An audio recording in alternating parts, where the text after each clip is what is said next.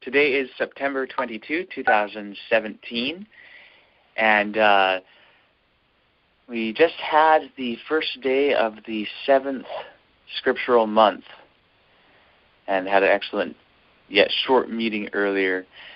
And so in this meeting, if there are any comments or questions about what we discussed earlier, we can go through that. And then also, hopefully, we'll get into kind of continuing on some of our discussion from last weekend and the weekend before, talking about different principles. We talked about science-based medicine and science-based everything. And I mentioned wanting to go through logical fallacies, and that would be great to be able to go through that tonight. But we'll see exactly where the conversation leads. Anyway, before we begin, let us ask our Heavenly Family to guide our discussion. Heavenly Family, thank you very, very much for this wonderful day and for the truths that you've shown to us. Help us to apply them every day, moment by moment. We really want the kingdom of darkness to come to an end and the kingdom of light to reign and to increase in brightness ever and ever and ever, forevermore. Thank you. Guide us in this discussion now. We ask this, B'Shem Tzemach. Amen. Amen.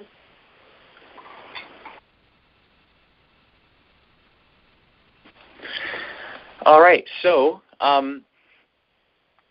I hope that you guys had a chance to read the quotes that I posted on Facebook in the Branch Davidian SDA Facebook group. And also, Teresa was able to quickly edit the study that we had earlier and turn it into a video. She sent out an MP3 file in email and also published a video on the Branch Davidian SDA Facebook group. So if anyone wasn't on the meeting earlier, you can actually listen to it right away. You don't really have to wait at all. So all that said, does anyone have any comments or questions concerning our meeting earlier today?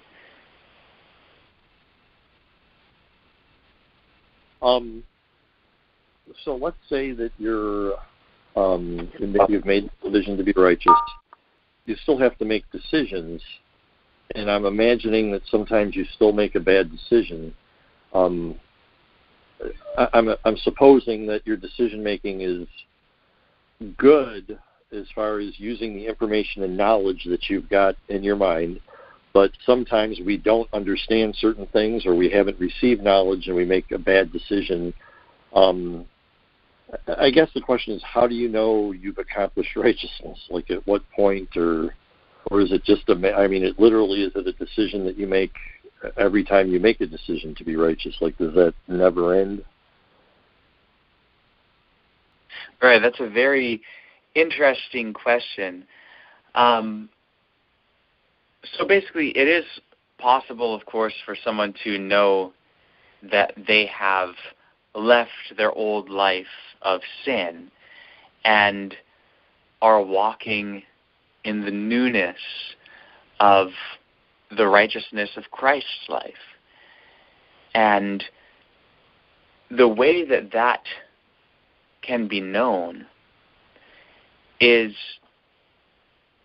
basically the person's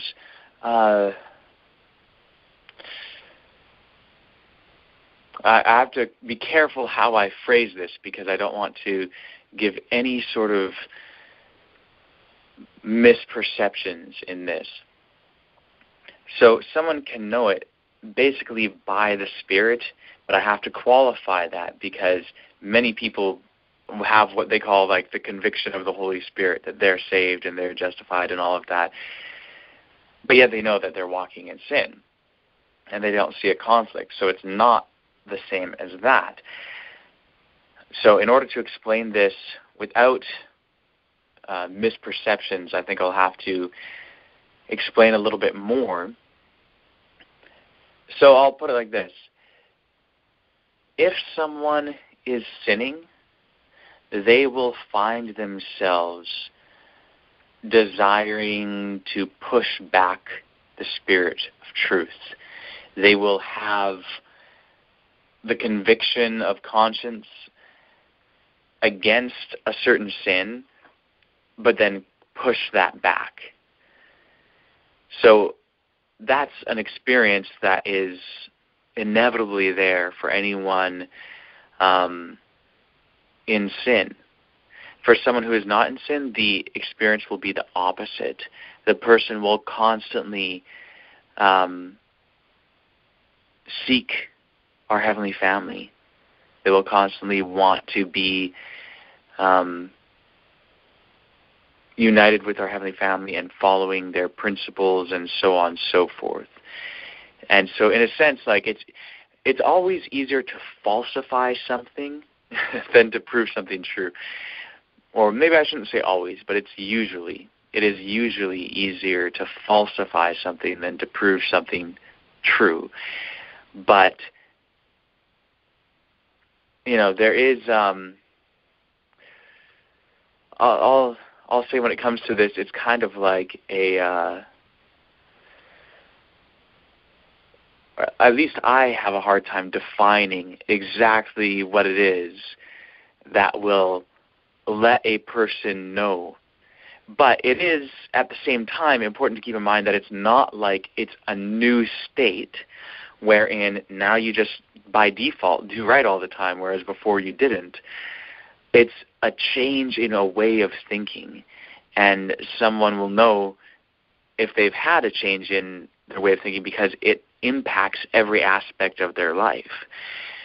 But, of course,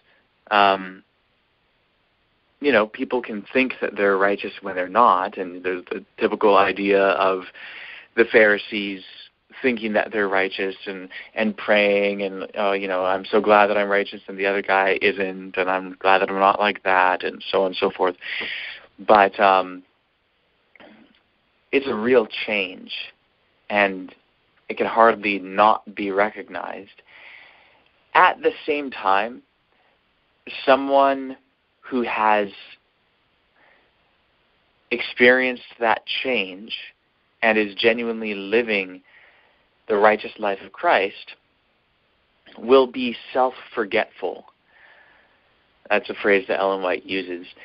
They won't be so focused on whether or not they're sinless. Now, obviously, they recognize sin as being truly dreadful, and so if they were to sin, they would recognize that they had sinned, and they would know that, oh man, I'm not having a genuine experience here. But if someone really is having the genuine experience, they're really not going to be focusing a whole lot on, oh wow, I'm sinless now, this is great, that sort of thing. They'll be more focused on just simply doing what's right moment by moment and on helping others. So that's one aspect. The other aspect in terms of, making mistakes or bad decisions and that sort of thing, it's certainly possible for someone who is genuinely justified to make bad decisions due to lack of information and so on. And also to have, it's not like someone becoming righteous, like all of a sudden they're absolutely logical in every way and able to figure out everything immediately and so on and so forth. The sanctified life is really about living with no known sin. That's what Ellen White says. And someone may do things that would not be the best to do, while honestly trying their best. Now, again, this is something that's perverted because people think that they're trying their best when they're living with known sin, and that's not actually trying their best. So, in reality, it's like this. If someone is truly justified, they will not do anything that is morally wrong. They may make mistakes, and those mistakes may even have negative consequences, and they might accidentally hurt someone's feelings or something like that. But it wouldn't be due to any sort of disobedience to heaven's laws at all, or disobedience to any of the principles. So basically, someone who is justified will never violate the principles. In form, they may do something that is actually a mistake, or, that sort of thing. So someone might end up giving bad health advice if they don't really understand the principles of health and all of that. And so they might give bad health advice to someone thinking that they're helping them, and maybe it's actually really detrimental to the person. But someone who is righteous will be constantly seeking to improve in every regard, and they may end up realizing, like, oh, I gave that person bad health advice. I need to not do that again. And, if the person is still around or whatever, they can go correct it with the person. Let's say it was a really extreme circumstance and the person died because they followed the health advice. Well, I'm sure the person who gave the advice would feel really bad, but they would, upon learning the principles, immediately reform their behavior and really seek to know when they actually know something and should give advice and when they don't. So does that help to answer your questions? I mean, that's just an example, but does that answer what you're asking? I think so. I guess it confirms what I'm thinking. One thing I'm struggling with, and it kind of goes along those lines, is like Ellen White wrote so much about this, and she sounds so much like you in her writing. Like she's not saying things that are contradicting what you're saying. You're not saying things that are contradicting what she said. Like, it's hard for me to understand how she wasn't righteous, and scary for me that she wasn't righteous, Anyway, I don't know if you have any comments on that. Yeah. With Ellen White, that is more of an issue, I think, than with some of the other messengers that have come, because she seemed to have a clearer understanding of the principles of righteousness than, for example, Victor Houteff. Victor Houteff knew that at some point we're supposed to be without sin.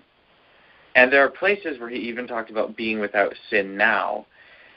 But still, you don't get the idea in reading his writings that he, really understood justification by faith or anything like that. With Ben Roden, I think maybe he understood it a bit more. It's still not like today. But he had a clearer understanding of it for sure. Lois Roden, she began to really understand the dreadful condition of the branches and that they needed to be reborn and that they weren't reborn. She understood that she wasn't reborn.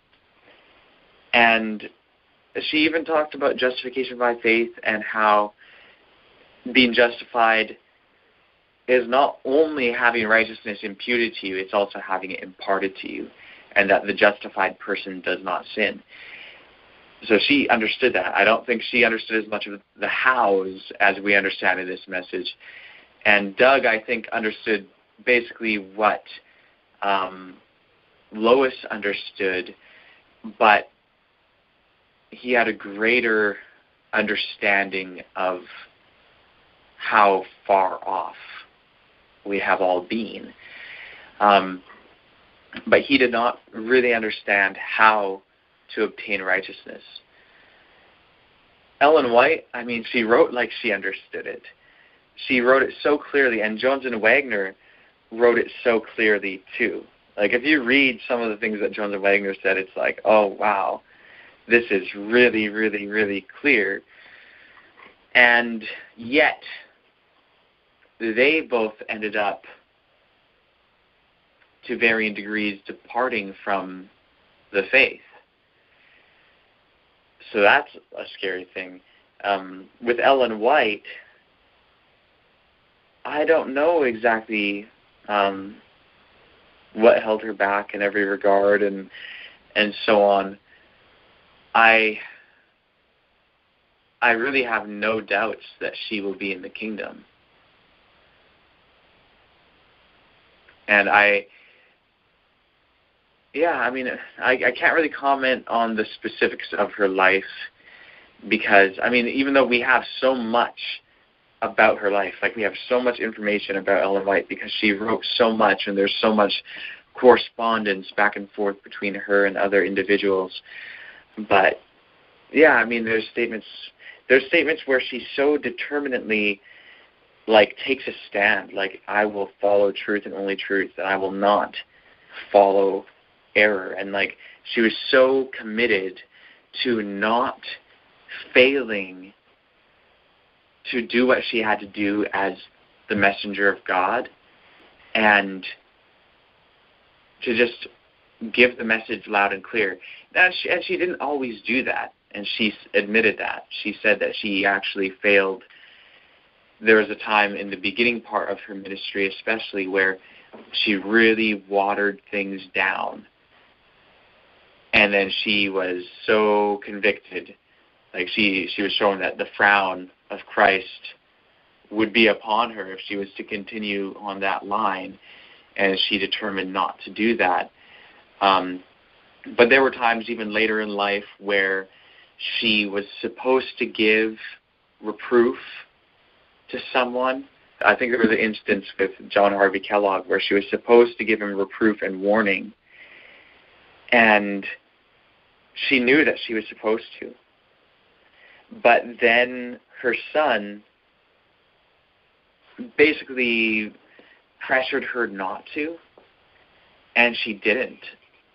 She actually gave into it, gave into the social pressure and all of that, and did not deliver the message that she was commanded to deliver because of that social pressure. And obviously that means that it was a temptation presented to her, and she gave into that temptation.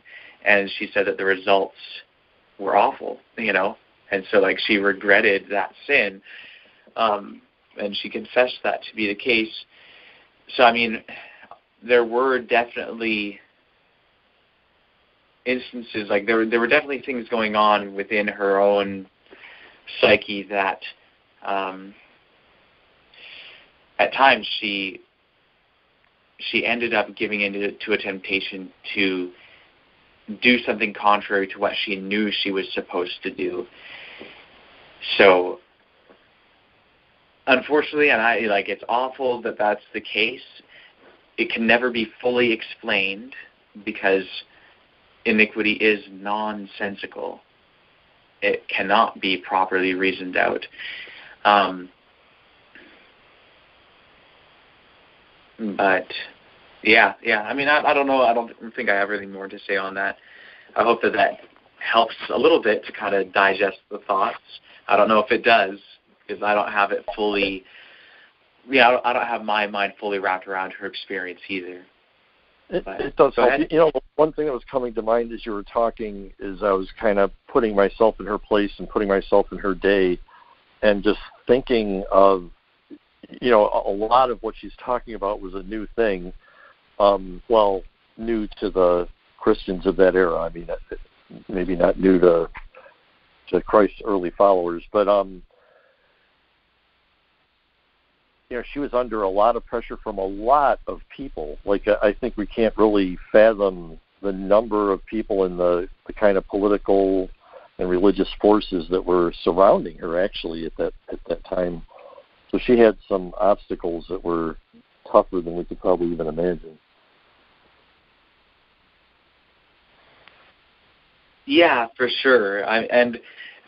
It's kind of odd with Ellen White because, I mean, she started the work when she was so young, and she was so ill that she was really incapable of taking a full leadership role in every sense that she might have. And so other people really, like from very early on with Ellen White, the Seventh-day Adventist movement, while it was acknowledging her, it was doing a lot independent of her. And you read in the testimonies, like so many times where like her and James were kind of on their own, and the people leading the work were doing it wrong and doing it contrary to Ellen White and all of that. And it's just like, you know, that sets up a type of circumstance that's different from what any of the Davidian prophets dealt with, because from the beginning, the Davidian movement was organized in such a way that, like, you know, with Victor Houteff, he was the leader of the movement, and it was clearly set up in a far more theocratic form than the Seventh-day Adventist Church ever had. And so that kind of like, some of those pressures which would be there in Ellen White's circumstance were not there for later people, although with Lois it came close some of the time, and maybe I'll comment on that a little bit more. But with Ellen White, she was in positions often, especially after James died, where she's trying to do her work, but she has forces to reckon with within the movement that are so very influential. And like, she was never the General Conference president, so you had General Conference presidents who were hugely influential, and you had John Harvey Kellogg, who was hugely influential, and she really had a lot to contend with in that regard. The closest thing that came to that in Davidian and branch history was with Lois Rodin, when George really started to have some control issues, and he started to try and take everything over, and then Vernon Howell was drawing away his following at the same time, and very few people actually respected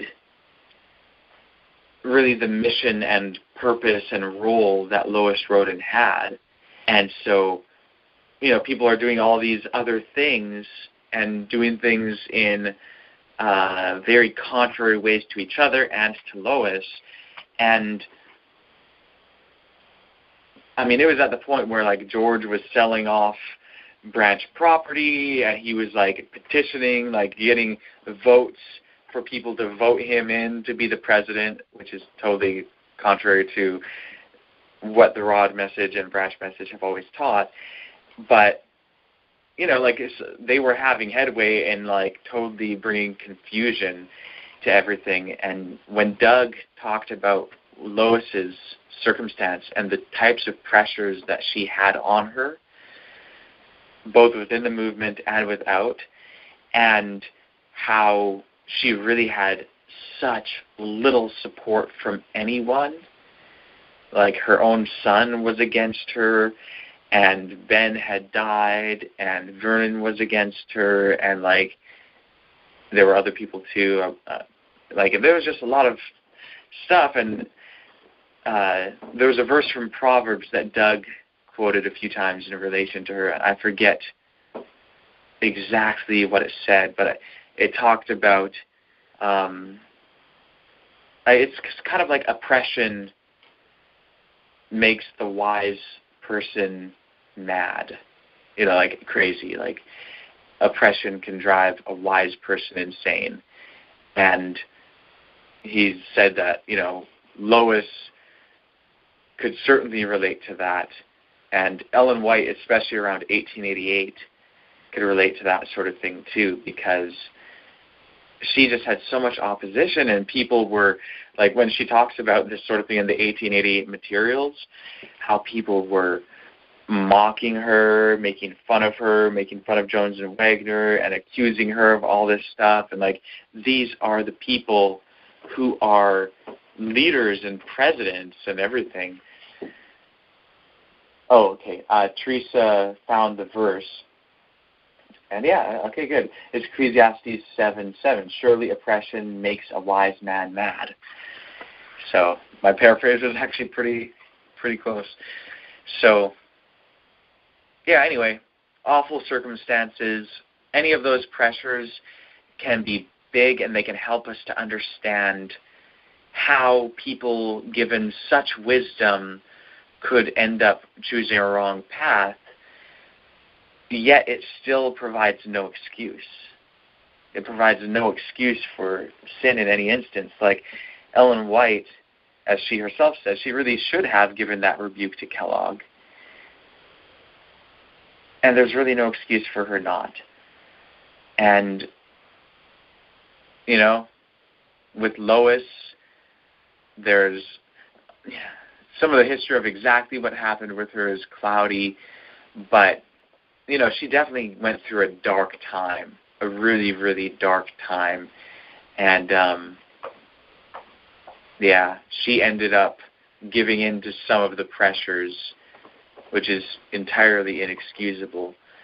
But we can at least sympathize in the sense of, like, oh man, like, you know, would I have done any better in those same circumstances, and that sort of thing. But the fact is we can do better, because the person who went through the greatest pressures was Christ. And he went through it with victory.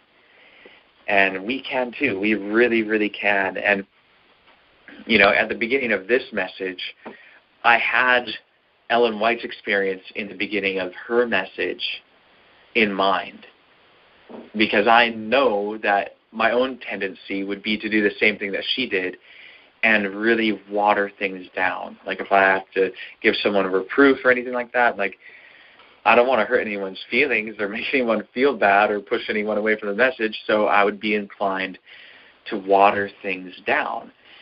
But I knew of Ellen White's experience, and I just had to determine within myself not to make the same mistake and ask our Heavenly Family for guidance and to show me how not to make the same mistake and so on. And,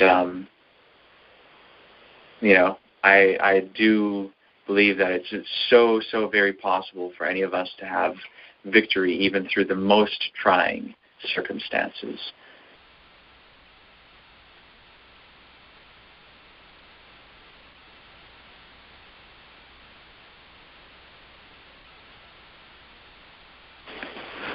Okay, so since no one else has vocalized any comments or questions, how do you guys feel about us discussing something about logical fallacies? Sounds good to me. Okay. Me as well. Wonderful, wonderful. Okay, so to kind of connect this with our previous discussions, as I mentioned earlier, you know, we talked about science-based medicine and then a little bit of science-based everything. We didn't end up, of course, talking about everything, but we discussed several different fields of knowledge and areas of thought and so on. We talked about history and archaeology and physics and biology, and I at least mentioned a little bit of cosmology. I think we went through that one a little bit fast, but we talked about it a little bit. Linguistics even, you know, and how we need to come to recognize what is legitimate, things that are verified, versus things that are really not legitimate, not verified.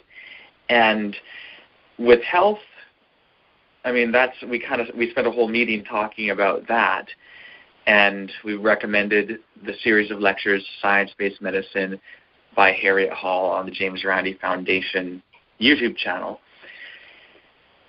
And I hope that people are beginning to really understand how to tell legitimate health claims versus illegitimate health claims, to be able to recognize what pseudoscience really looks like versus what real science is like. And I hope that you guys are all beginning to really apply that to all these other areas. You need to be able to tell pseudo-history from true history, pseudo-archaeology from true archaeology, pseudo-physics from true physics, pseudo-biology from true biology, pseudo-cosmology from true cosmology, pseudo-linguistics from true linguistics, and so on. We didn't really get into the philosophy element, but I mentioned how philosophy really touches on every area. And that's kind of what we're going to be talking about tonight, because the study of logic is such an important part of philosophy. And logical fallacies are a really good way to come to understand what true logic is like versus false logic. And so that's really what we want to focus on. I did mention also that there are other elements, other areas that we didn't really get into, like iconography and symbology. But I'll just give you a quick example because this won't take long. You know how there are people who, if they see a symbol somewhere and that symbol is ever used for a bad purpose, especially if it's connected to the occult or Satanism or anything like that, and then they see that symbol anywhere else, they will assume it is evil. Or, like, for example, a week or two ago, we came to the point where we had 666 subscribers on the Seven Angels Message YouTube channel. Now, there's more than that, but hey, at that point there were 666. And someone commented, you have 666 subscribers.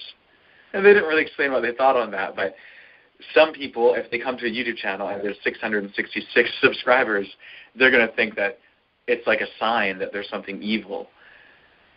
Well, that's kind of ridiculous, right? I mean, like, as someone gets more subscribers, if you're ever going to get more than 666, at some point you're going to have 666. And there's nothing evil about that. Or if you happen to get a license plate or a phone number that has 666 in it, some people will go crazy because, oh no, like, that's like the sign that this has to do with the devil. But that just, it really makes no sense. I mean, it's a number. Same thing with symbols. Symbols have no inherent meaning. They only mean what people assume they mean or decide they mean. Whatever meaning is attributed to them is all the meaning that they have. Just like with words, if I say the word love,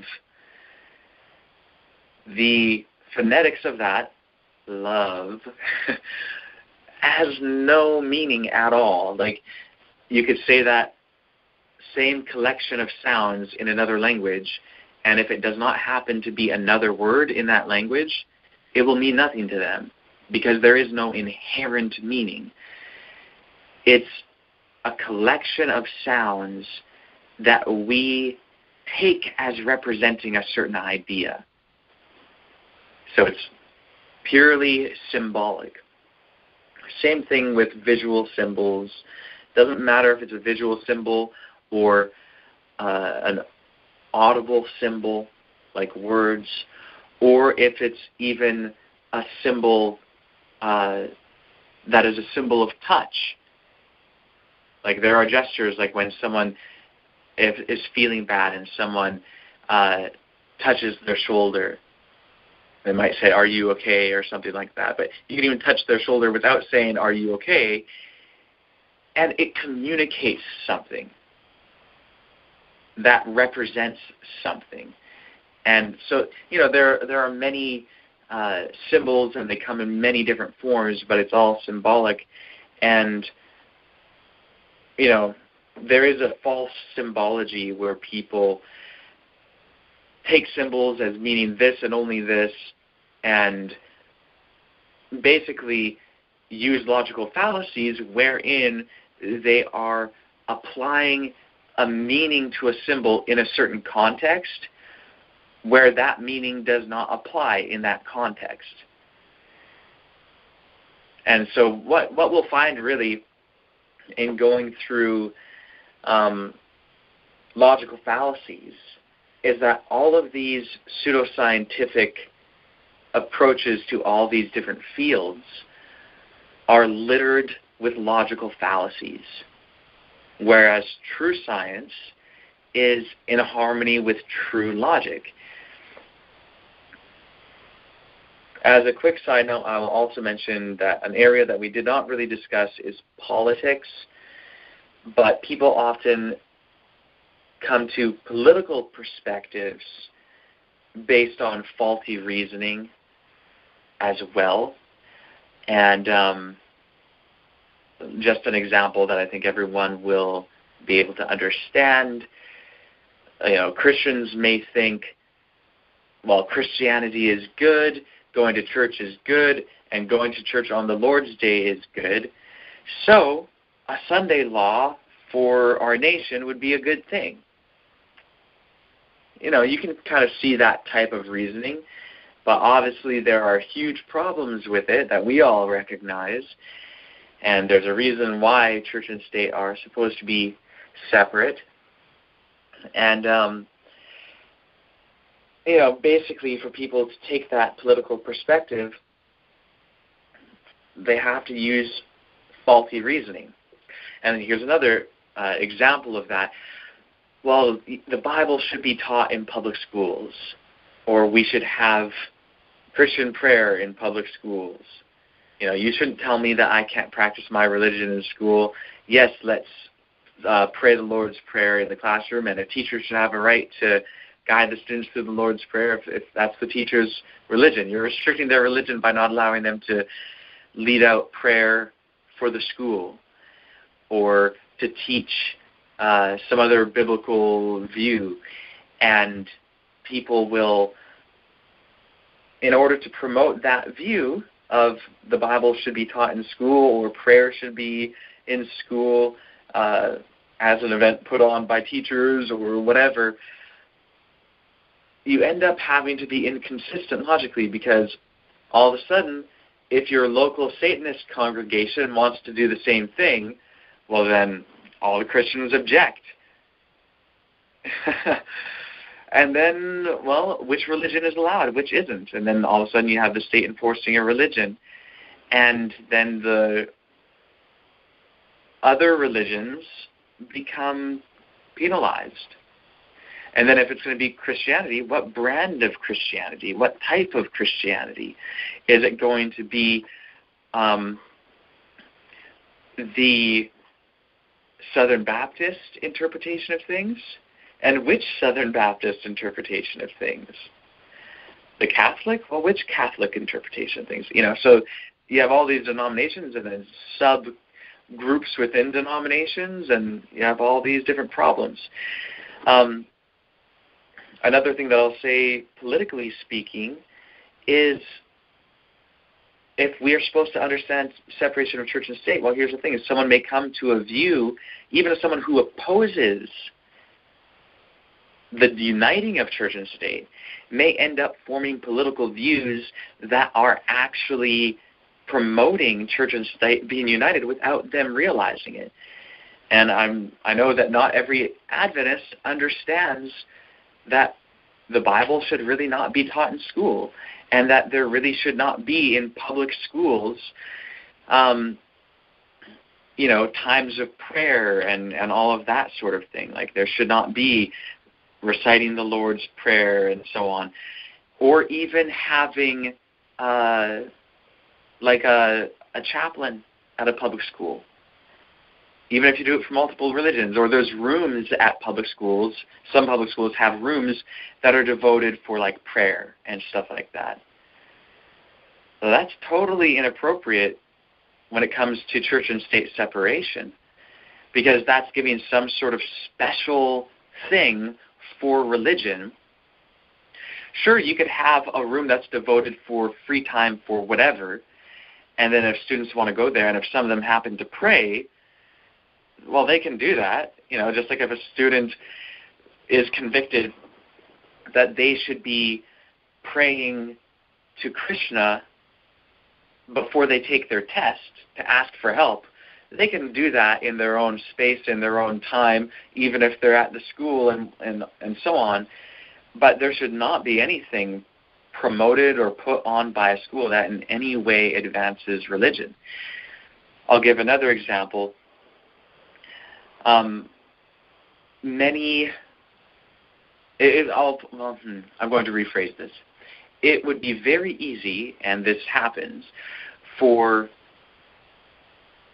Seventh-day Adventists, even Davidians, even branches, to think that creationism and or intelligent design should be taught in public school classrooms, and to be promoting the creationist and intelligent design movements, when in fact the creationist movements, especially in the United States, and the intelligent design movements are actually the number one threat to, or I'll say have been for the past several decades, the number one threat to the separation of church and state.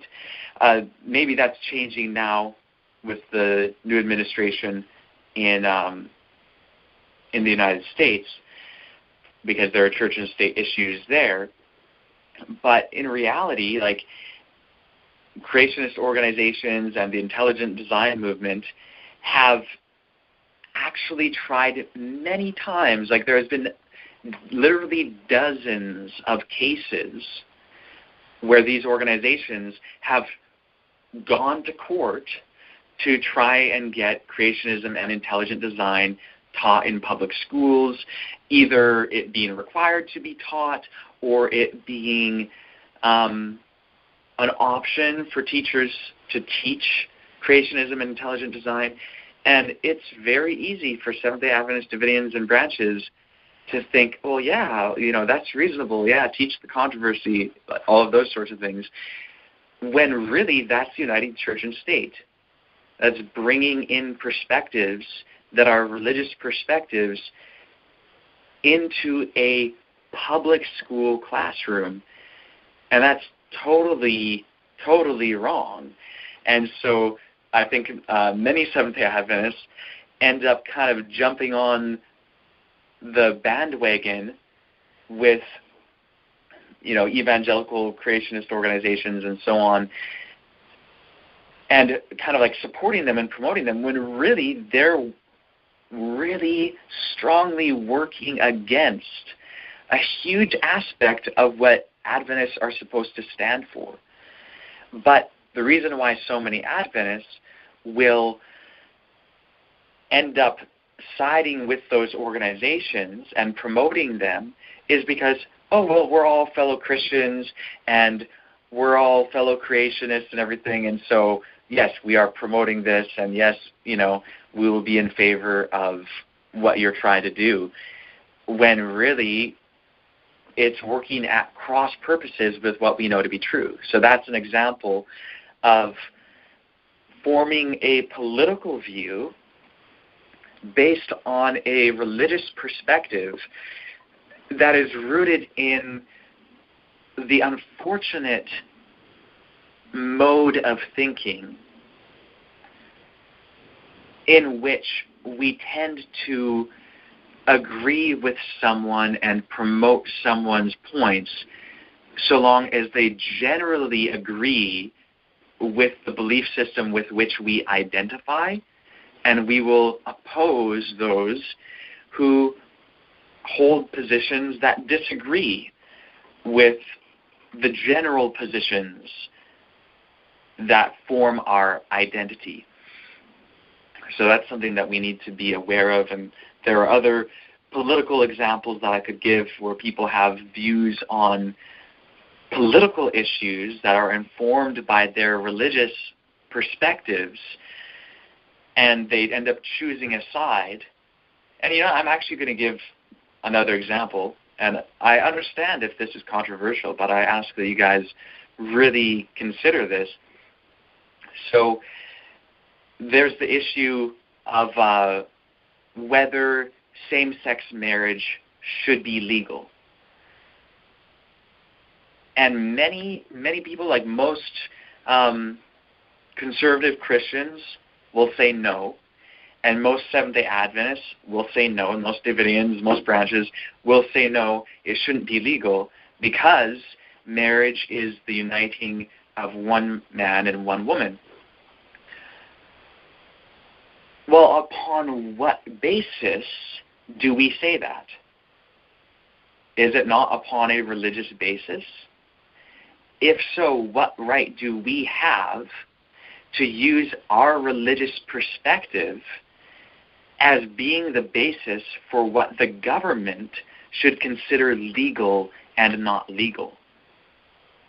But here's the thing. What happens is people say, oh, well, I believe that homosexuality is wrong, and conservative Christians who believe that homosexuality is wrong oppose gay marriage laws.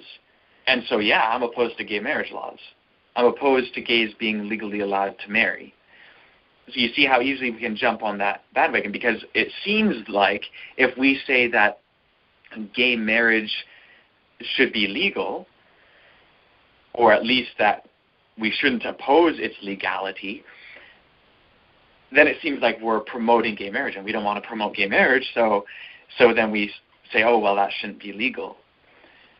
When in reality, there are many different people with many different perspectives on marriage, some of which are religious, some of which are not. Some people have religious perspectives that say that marriage is not the uniting of one man and one woman. It is the uniting of, one man and multiple women. And some people have religious perspectives that it's one woman and multiple men. And some people in their religion believe that they need to marry someone of the same sex as them. And others think that marriage is not a religious thing at all, and they may not be religious. And so when you have all these different people with all these different perspectives, what is a government to do? Is a government supposed to decide, well, this is really the only lawful marriage, and it's one man and one woman? Well, why?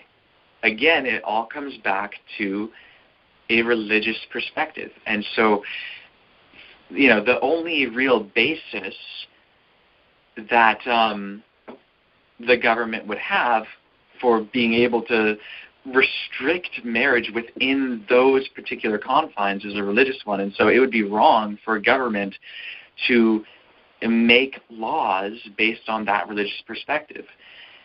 And so really, regardless, if someone, I'll put it like this, it is entirely possible for someone to oppose homosexual activity on moral grounds and yet recognize the violation of church and state in government mandating against marriages which they oppose on moral grounds.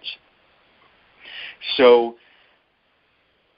I hope that makes sense. I hope that you guys can see that as an example of people forming political ideas that are not really fully thought out, and they're based on their religious perspectives, when really it hasn't thought through the real political dimensions of that and how it relates to how a government should actually function. So since that's kind of like a hot button issue, I just want to ask if anyone has questions or comments on that before we go more specifically into logical fallacies.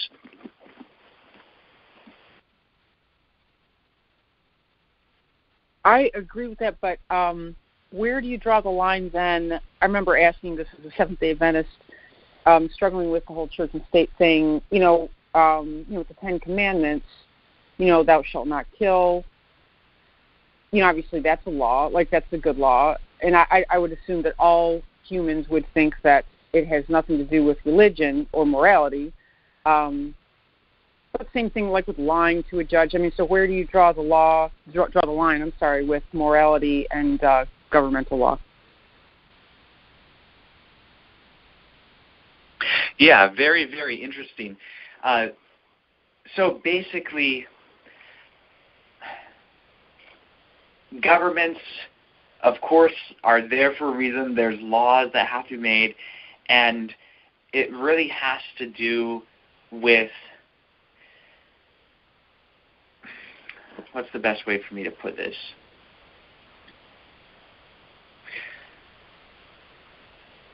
Basically, society has to function, and government is supposed to facilitate societal functioning, and government should be penalizing things that are like whatever, murder and things like that. Like, there has to be some sort of way of bringing judgment and bringing an end to certain wrongs, and those wrongs certainly do include moral dimensions, but they aren't all strictly moral. Like, even murder obviously goes beyond just it being a moral trespass to it being really damaging to society and economics and all of these other issues that relate to what government has to deal with. As to exactly where the line is drawn, I don't know if I would be able to put a sentence on that or to encapsulate that, because it applies in so many circumstances. Like, there are so many circumstances wherein a government may be involved, and then, it has to be kind of dealt with on a case-by-case basis according to whatever the issue is. And so there may be a way to formulate it in kind of explaining a concise principle that applies very broadly, but I'm not sure if I can do that yet to really concisely explain the principle of where the line is drawn. Right now, I'd be able to deal with that far more easily on a case-by-case basis.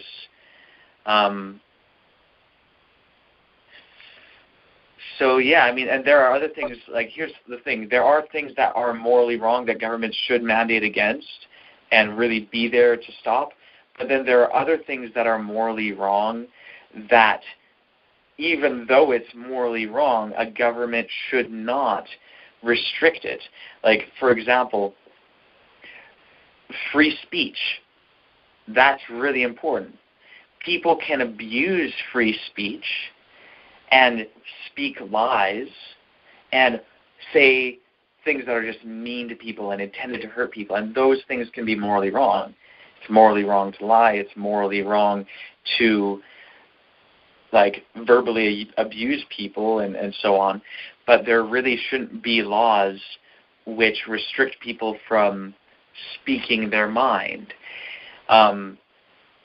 Where exactly to draw the line? There's another thing where there's fraud and people, mislabeling products and, all of that sort of thing.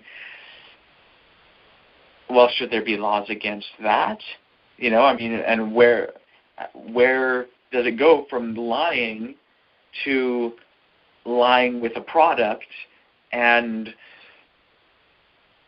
exactly where the line is? I can't say I know in every circumstance, nor could I explain the principle fully, but I will say, though, that there are times where, yes, laws should be enacted and should be in place to restrict chaos, and that includes moral dimensions to that, but it's really not the place of government to put a ban on all immorality. So anyway, do you have any other kind of like comments or anything else you wanted to say in regard to that? Well, should never talk about politics. No, that wasn't my comment. One thing that actually was told me was that with the 10 Commandments, the commandments or the moral commandments that relate to human to human, like the 6 commandments, they should be enforced by government because it's affecting other people, whereas the ones that are relating to an individual to God, that should be based on, free conscience, just your conscience, and then that those shouldn't be legislated. And then of course it gets into the gray area, like I think abortion, right? A lot of people think abortion is a moral issue, but is it a moral issue? It seems like it's someone is deciding to, kill something else. I have a really hard time with even honestly what I even think about what should be done with abortion. I've been, obviously mostly against abortion on a moral level, but politically, a lot of girls, a lot of people don't think it's wrong. A lot of men don't think it's wrong, and they think that they have a right to do that, to kill this child that, if we didn't kill it, then we are stopping its potential to its reality. You're ending this fetus's reality, even though it can't live on its own. If you didn't kill it, it most likely would be born and grow up, And but then again, if you have laws that are against it, then girls are going to go and hurt themselves or do something in an unclean environment, or go to another country to have something done, and potentially cause more deaths. It's just a difficult thing. I don't know. That's the end of my comments, by the way. Sure. Yeah, I really appreciate your comment, and yeah, it does come to very difficult issues, like in every circumstance, for sure, exactly where the lines should be drawn and what the government should do and what it should not do. Like, obviously, like, some people would take the perspective of like, all right, the government should have no role in anything. Let's just have an anarchy. And that just doesn't really make sense either. That's inviting total chaos. So the role of the government is really to provide as much freedom as possible. But, well, I'll put it like this.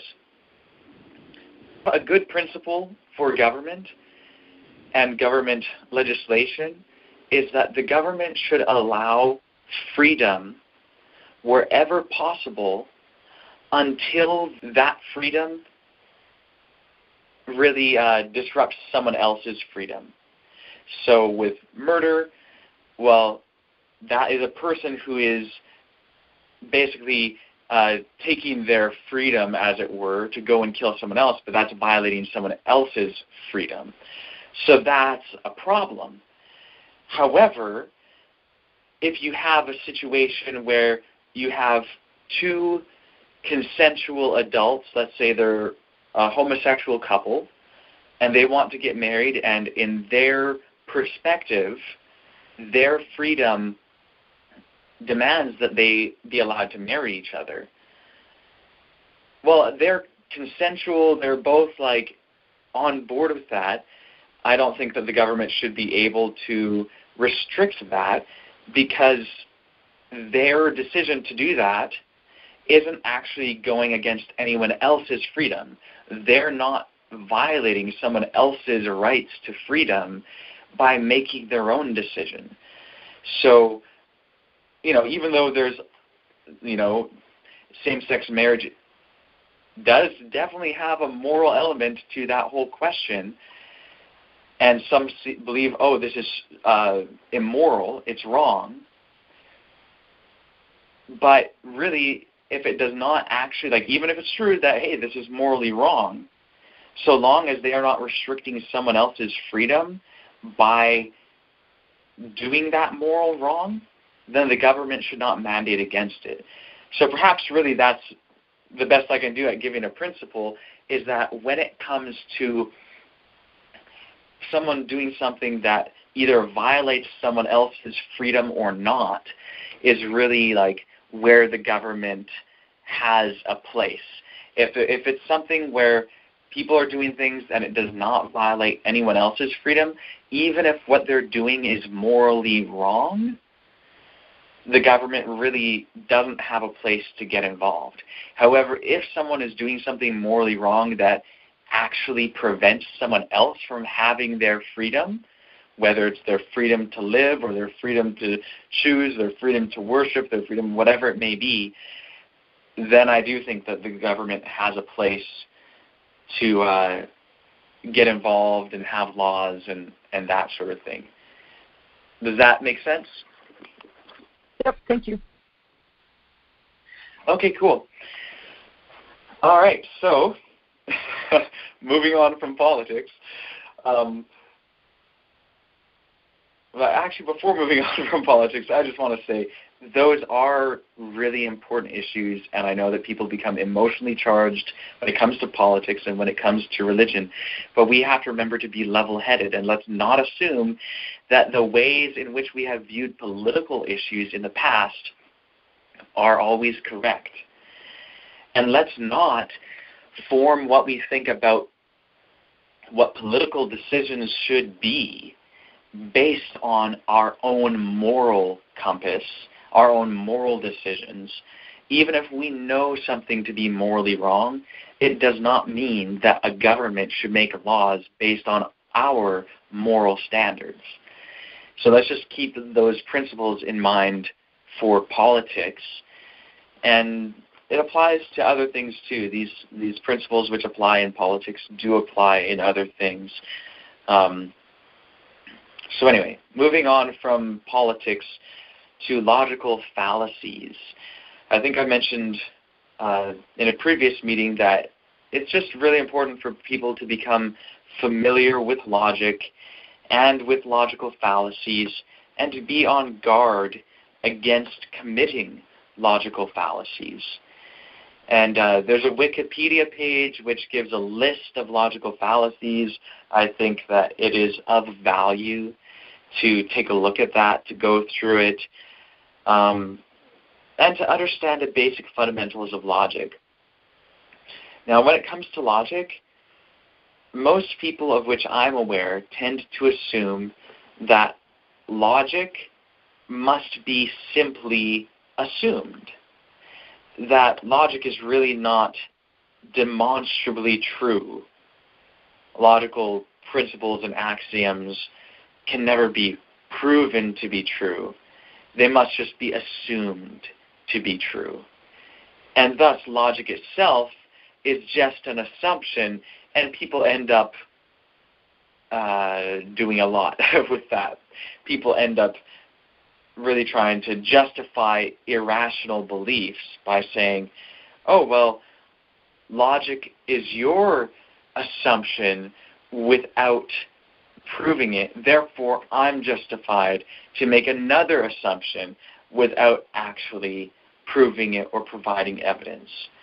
So some people say, well, you assume that logic works and you can't prove it, therefore I'm just as justified to assume that a non-physical being outside of time and space who created the universe exists without needing to prove it, because I believe that this is just a fundamental assumption, just like we assume logic. And so if you're justified in assuming logic, I'm justified in assuming this belief in an immaterial being outside of time and space who created all matter.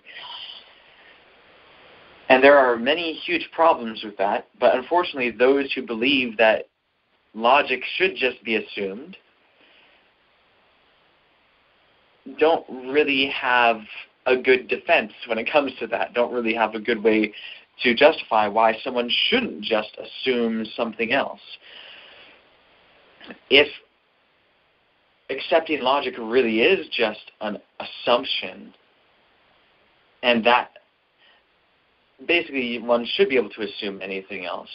And if someone argues that, no, there are better reasons for assuming logic than for assuming something else, then what they are admitting is that logic should be accepted by something more than just assumption. So this is what I would say. When people say that logic is just an assumption, you have to assume that logic is really true and that you can't prove it, what they're doing is, unfortunately, having a false dichotomy. It's kind of like thinking that either you can prove it or there is just a blanket assumption and that's it. And the reason why people often think that you have to just assume that logic is true is because there's no way to prove that logic is valid without using logic to prove it. And so it's circular. You have this, it seems like a circular argument where, oh, well, I'm proving that logic is valid by means of logic, therefore it's circular, and that's a violation of logic to make a circular argument.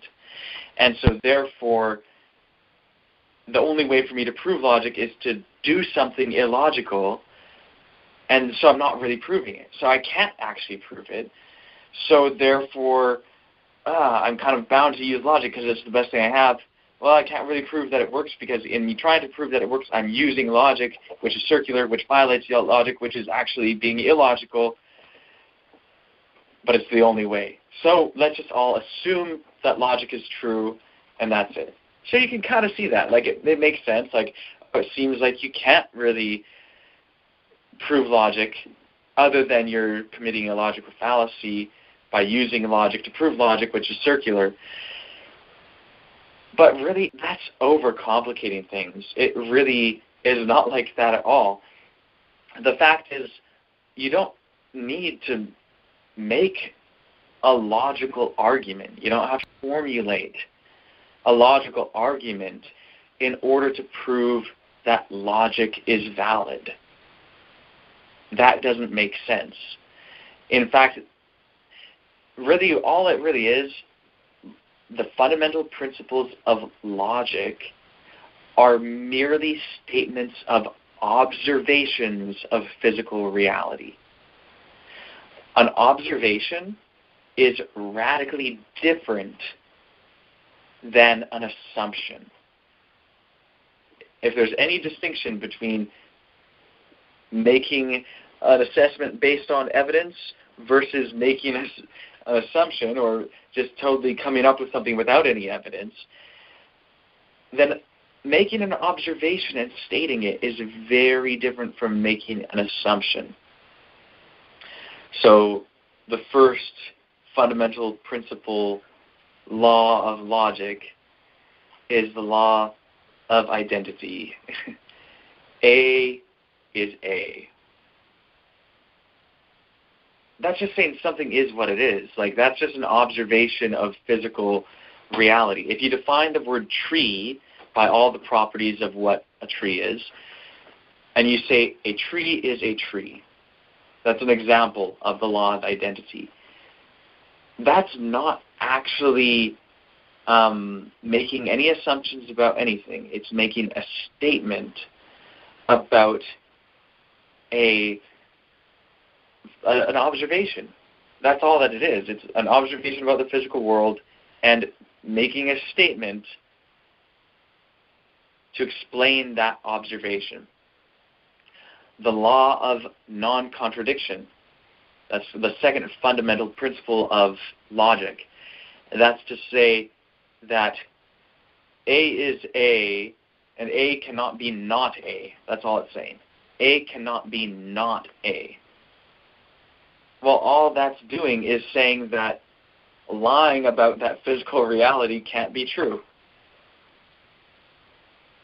that's it. Like, that's just making an observation. And it's saying that I'm making this observation, this is what reality is, and reality is what it is. Saying that reality is what it is something that can't really be controverted. And so the law of non-contradiction is simply stating that if something is what it is, it cannot not be what it is. Again, that's just expressing in another way what follows from the first quote-unquote law. And then the third fundamental principle is the law of excluded middle. The law of excluded middle explains that when there are two proposed conclusions, with one being the direct negation of the other, there can be no other option. In other words, if you say it is either A or not A, it is true that it is either A or not A. Those are the only two options. Perhaps there are many different ways of it being not A. Perhaps there are many different ways of it being A. But it's either A or not A. And that's just another, just further unavoidable fact of things being a certain way. Like, those are the fundamental principles of logic, and everything else, every other element of true logic is based on that. And really, as you can see, that's all based on just observing physical reality. Now, that's all true logic is based on. Every logical fallacy in some way conflicts with that. Every logical fallacy in some way is really just not dealing with reality on its own terms. So I went through a list of logical fallacies on Wikipedia and just selected some. Like, there are many, many more than this, but I selected some for us to go through in order to get an understanding of this. And I really encourage you guys to try and apply these to your own way of thinking, and to see where you have violated these. Because we all have. And, like, I'll just say, there's been many times on the calls where people will state things, and I'll recognize, well, that was a logical fallacy, and I won't, point it out as, oh, by the way, you just committed this logical fallacy, because sometimes that's not the best way to correct it. Rather, I might say, well, have you thought of this, or whatever, and the person might reason through it on their own. But it's important, everyone, to be examining yourselves and to think, oh, wait, have I committed logical fallacies and this and that? And as we go through some of these examples, perhaps you will be able to think of where you have committed these logical fallacies and determine not to do it, and to try and just have your mind very aware of these fallacies so that you'll know, oh, no, I can't think like that because that's actually fallacious. And you'll recognize it in yourself and in others as well. So the first example here that we'll go through is a fallacy known as argument from fallacy, which is also known as fallacy fallacy. And basically, this logical fallacy assumes that if an argument for some conclusion is fallacious,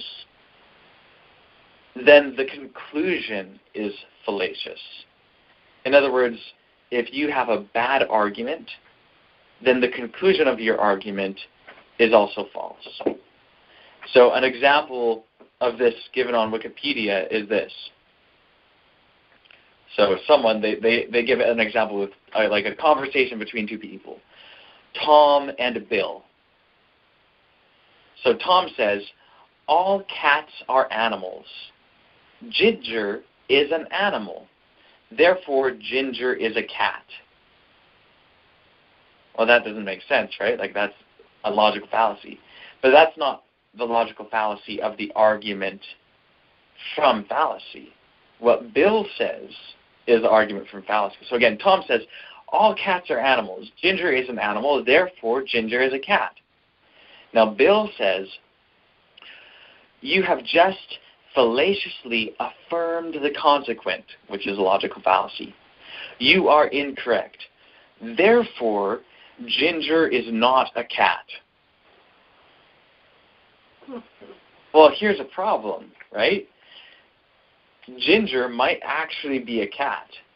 And Tom is arguing that Ginger is a cat by using the argument that all cats are animals, Ginger is an animal, therefore Ginger is a cat. Well, that's a bad argument, because the fact that Ginger is an animal doesn't mean that Ginger is a cat, because there are many other types of animals. But just because Tom used a bad argument doesn't mean that his conclusion is false. It might be true that Ginger is a cat, and he's arguing it for a false reason. But too often, people will say that because something has a bad reason to argue it, therefore what they argued for, their conclusion, is false. So Bill rightly recognized the wrong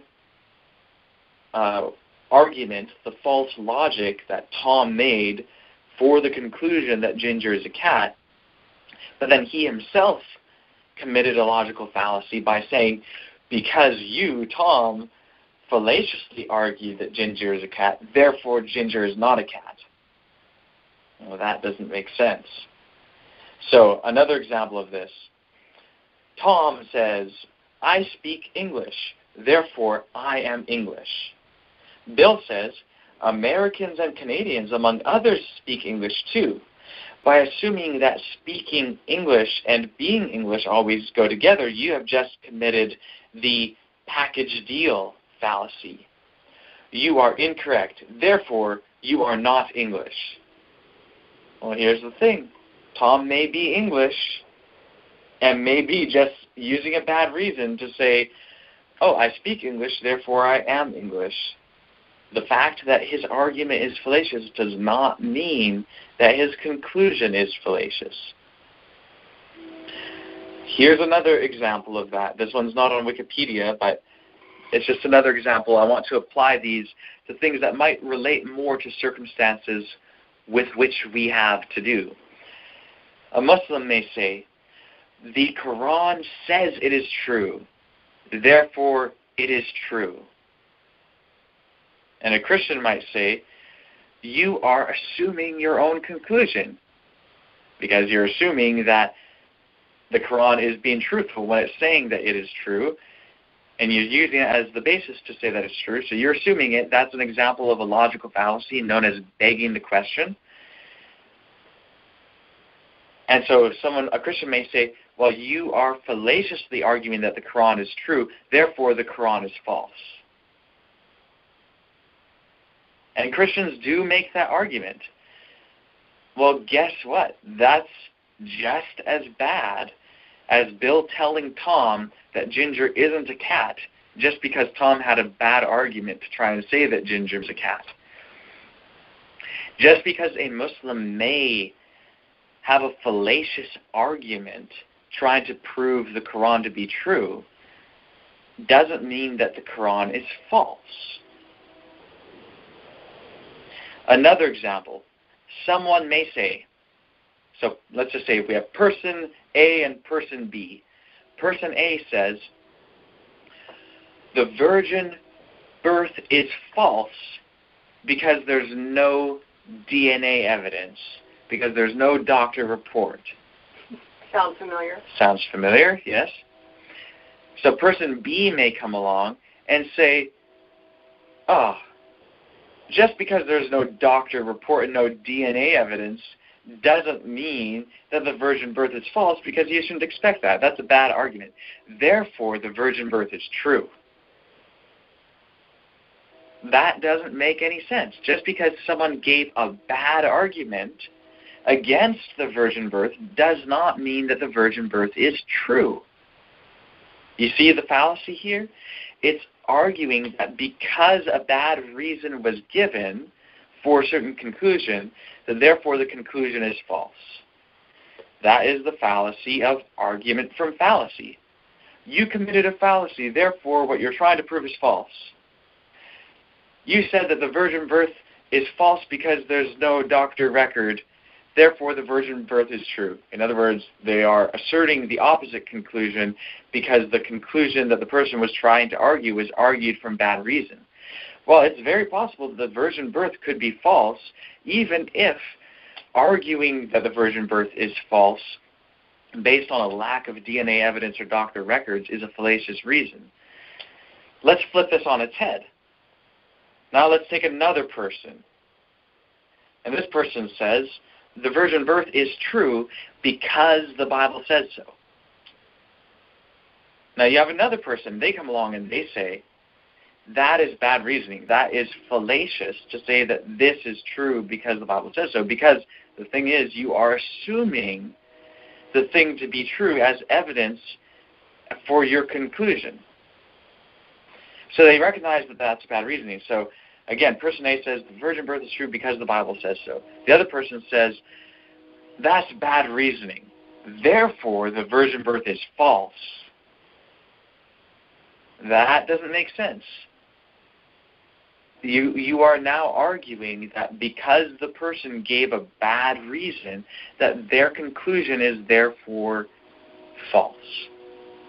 Someone may have a false argument, but that does not mean that their conclusion is false. All it means is that they had a bad argument, that their argument was false. So we need to be sure not to think that someone's conclusion is false simply because their argument is false. So that's the first logical fallacy. There are a few more logical fallacies that I'd like to discuss tonight, and tomorrow night we'll go through more because it's very useful to go through these. Here's another logical fallacy. It is known as appeal to the stone. And what it is dismissing a claim as absurd without demonstrating proof for its absurdity. So Wikipedia gives the following example. Speaker A says, infectious diseases are caused by microbes. Person B says, what a ridiculous idea. Speaker A says, how so? Speaker B says, it's obviously ridiculous. Now, seriously, guys, this argument is used so much, where people will say, oh, that's just ridiculous. And the fact that they think it's ridiculous to them is argument enough. Be careful never to commit that logical fallacy. It's a very common logical fallacy. So, of course, I'll give an example of how a Muslim might use a logical fallacy against the teachings of Christianity.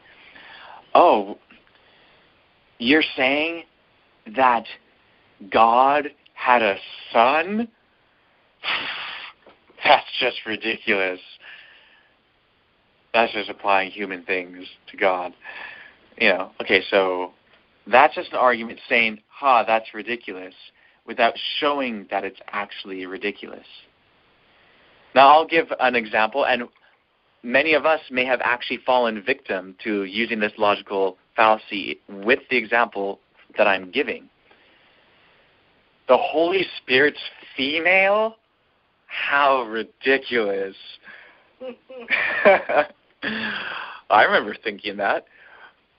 But guess what? Because you think something's ridiculous, it doesn't mean that it's not true. And so we can't use the fact that we think something is ridiculous as an argument that it's false. Like someone said to me once, so you're saying the Holy Spirit has a vagina? And the whole point is trying to say, this is so ridiculous. And that's supposed to be an argument against it. That's just a way to not deal with evidence. It's just a way to say something is ridiculous, therefore it's false. That's a logical fallacy. Just because something seems ridiculous does not mean that it's false. And this whole thing with microbes is a really good example. Saying infectious diseases are caused by microbes would have seemed ridiculous to most people not that long ago. The whole world of microbiology is a recent discovery. Back in the early 1800s and for the entire history of humanity before then, people didn't know about bacteria and about other microbes. So to think that there's this hidden world of tiny little creatures that are causing diseases and doing all these things might seem ridiculous. It could very well. But someone would have to show why it's actually ridiculous.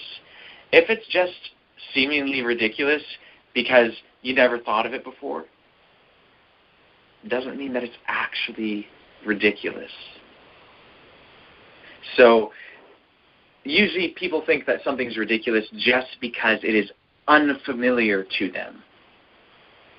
But something being unfamiliar does not mean that it is genuinely ridiculous.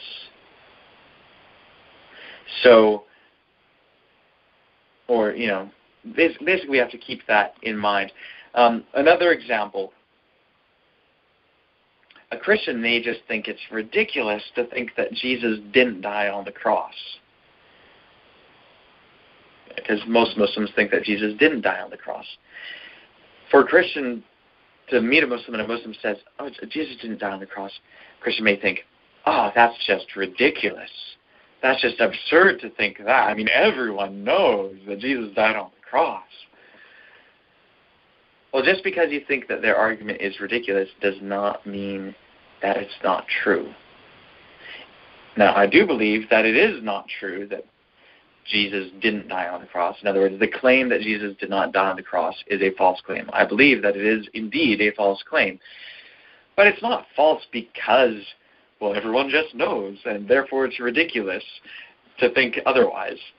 No, that's a bad reason. I mean, there are many, many examples that could be given of this. Another one is if someone says the Bible is not true. And I actually saw this once on an atheist talk show where someone called in and said that, the Bible's true. And the person said, "Oh, no, the Bible's not true." And they said, that's ridiculous. Everyone knows that the Bible's true. And the atheist was sitting there thinking, no, actually, there's a huge portions of the population of the world who don't, quote-unquote, know that the Bible is true. They have other holy books and so on and so forth. So the person just thought it was ridiculous that the Bible isn't true. And so because it was ridiculous, they thought that that's enough of a reason to think that the person's claim is false. Another example of this is that often people will reject apocryphal and pseudepigraphal books because they will read them and the contents are unfamiliar to them. And because they are unfamiliar, they think they are ridiculous and think that therefore they must be false.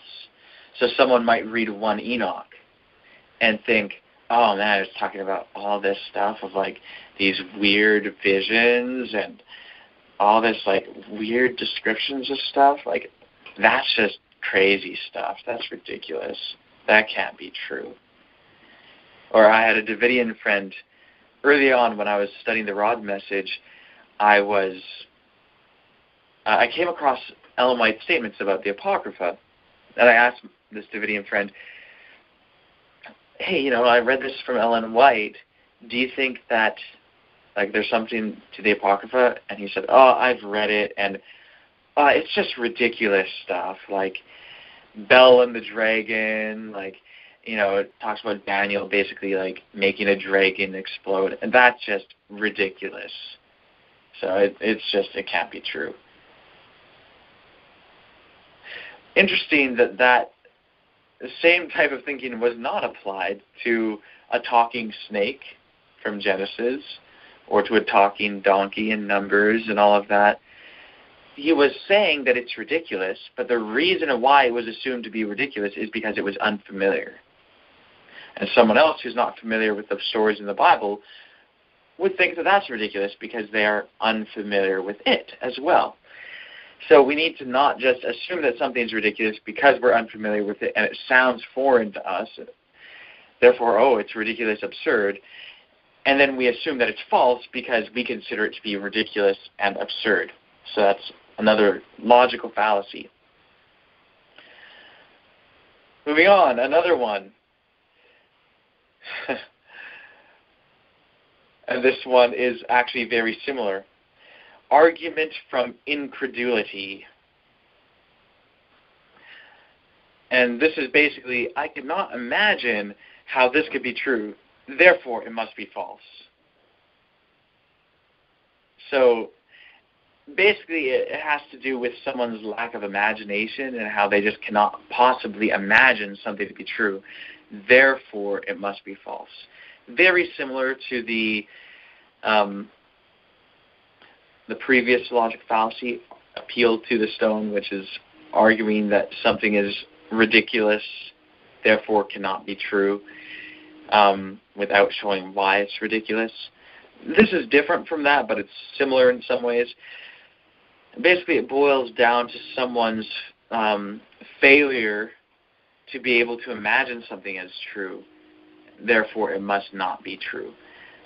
Well, there's really no connection. Someone's imagination or lack thereof has nothing to do with whether or not something is actually true. Probably don't need to explain that one anymore. Another logical fallacy, argument from ignorance. This is basically assuming that a claim is true because it has not been proven to be false, or vice versa, which would be a claiming, believing that something is false just because it hasn't been proven to be true. So here's the thing. This is how arguments go a lot. So this happens so often with theists and atheists, where an atheist will say, you haven't proven that God exists. And a theist will reply, you can't prove that God doesn't exist. I mean, have you ever done that? I know that some of you have done that. And it's a very common thing.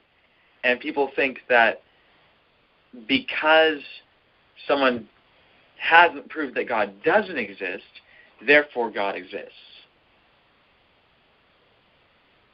That makes absolutely no sense.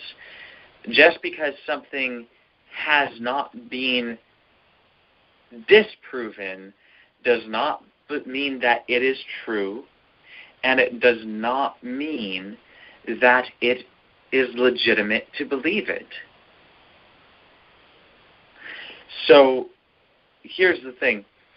This has to do with a misunderstanding of the burden of proof. Really, the argument from ignorance has to do with the misunderstanding of the burden of proof. I'll explain that more, but first I'm going to give another example. I could say there is a person on Jupiter who looks exactly like me, and I've given this example several times here at the LDC. There's a person on Jupiter right now who looks exactly like me. You can't prove that it is false. Therefore, it's true, or you better believe it. But that's not how it works. So now I want you guys, I'm about to quickly explain the reality of burden of proof.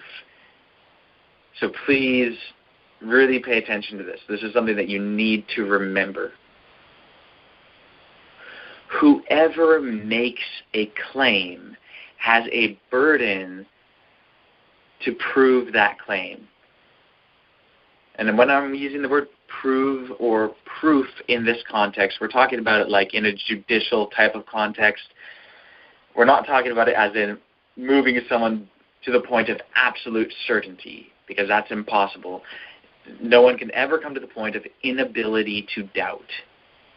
So we're not talking about inability to doubt. We're just talking about proof in terms of evidencing strongly by means of the preponderance of evidence to the point where it is evidently true that a certain proposition is correct.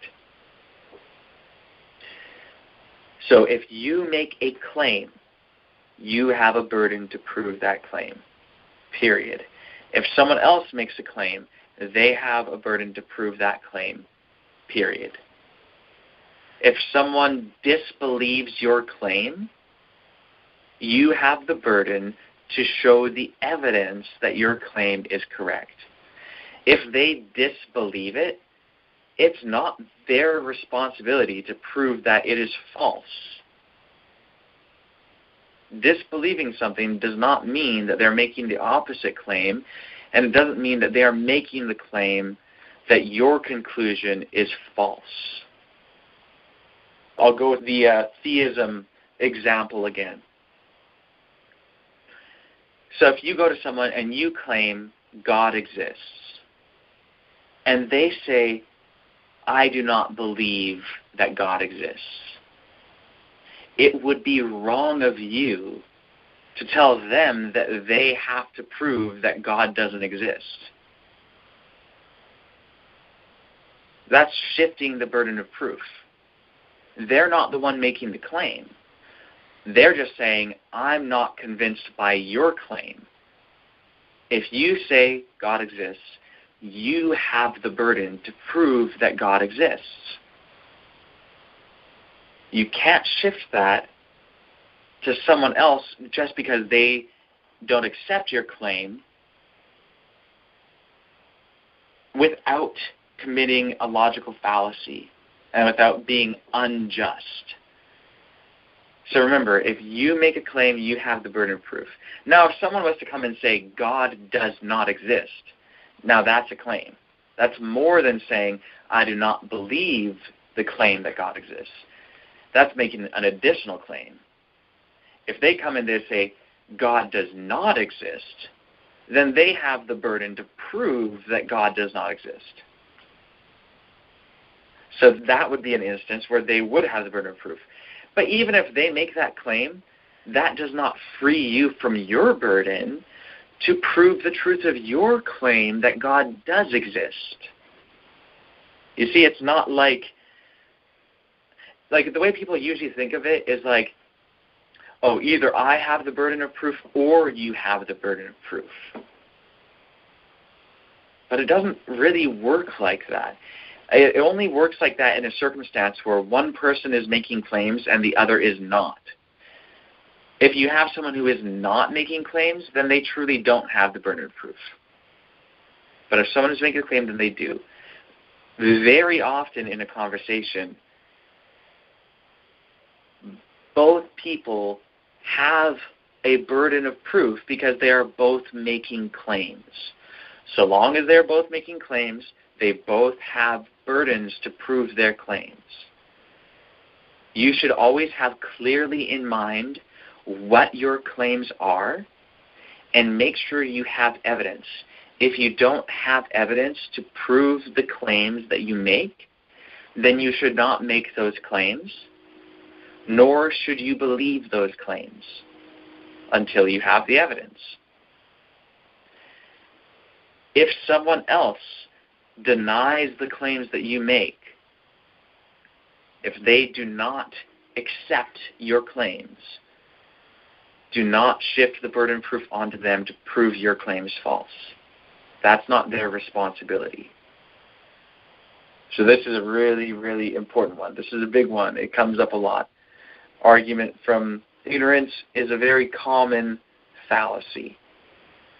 So again, argument from ignorance is assuming that a claim is true because it has not been or cannot be proven to be false, or vice versa. Now that, again, the God example is a good one. Just because someone hasn't proven that God does not exist does not mean that God does exist. Just because someone has not proven that God does exist does not mean that God doesn't exist. Likewise, the fact that you cannot prove that there is not someone on Jupiter who looks exactly like me doesn't mean that there is someone on Jupiter that looks exactly like me. And the same is true in reverse. Anyway, those are some important logical fallacies to understand, and we need to be sure not to commit those fallacies. So, anyway, I think that should be it for tonight, because we've been on for an hour and 45 minutes now, and we can continue talking about more of these examples tomorrow night. And if anyone, if you guys have questions or comments concerning some of these things, and you think that your question or comment could wait just as well for tomorrow night, then may as well wait till tomorrow night. But if there is something that you really want to ask now, because maybe it's just really fresh on your mind now, and you want to ask because this is what we're talking about and all of that, then feel free to ask now. So are there any last comments or questions on the topic of our discussion before we end the meeting?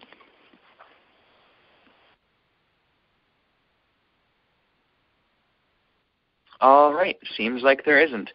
Would anyone like to thank our Heavenly Family and all that, and then we'll end? I will. Heavenly Family, I thank you for today, for the new moon and the feast day, and I just thank you for teaching us. I thank you for renewing our minds and just teaching us how to reason and use logic and how to come to the truth in all circumstances. So we do thank you for that. It is very hard. Please bear with us, and thank you for bearing with us. In the name of the branch and the sheep. Amen. Amen. Amen. All right. Shabbat Shalom. Laila Tov. Happy Sabbath.